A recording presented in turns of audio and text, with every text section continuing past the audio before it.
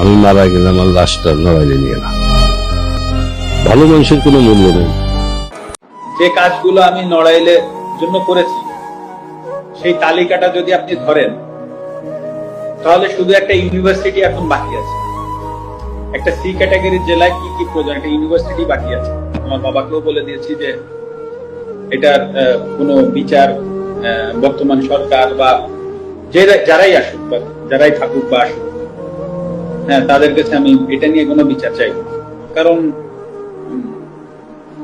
এটা আমার কাছে মনে হয়েছে যে আসলে এই বাড়িটা তো আসলে যশোর থেকে এসে বা খুলনা থেকে এসে বা ঢাকা থেকে যে কেউ ভাঙে। হ্যাঁ, নড়াইলের মানুষ কোনো না কোনো জায়গা থেকে উঠে এসে ভাঙছে। তো আসলে আমি নড়াইলের মানুষের বিরুদ্ধে আর বিচার চাইবো না। তো যেটা হয়ে গেছে তো ওটা আমি একসেপ্ট করে নিচ্ছি। হয়তো বা আমার কাছে আমি এভাবে একসেপ্ট করে নিচ্ছি যে হয়তো বা আমার কোনো ভুল ছিল, আমি কোনো ভুল করেছি, হয়তো বা তার জন্য ওনারা হয়তো বা এসে ওটা করেছে। তো আমার মনে যদি বিন্দুমাত্র কষ্ট এখন আর নাই, আমি মানে কষ্ট নাই এই কথাটা ভুল, মানে কারো প্রতি রাগ ক্ষোভ এগুলো কিছুই নাই। তো আমিও আশা করব নড়াইলবাসীর প্রতি যে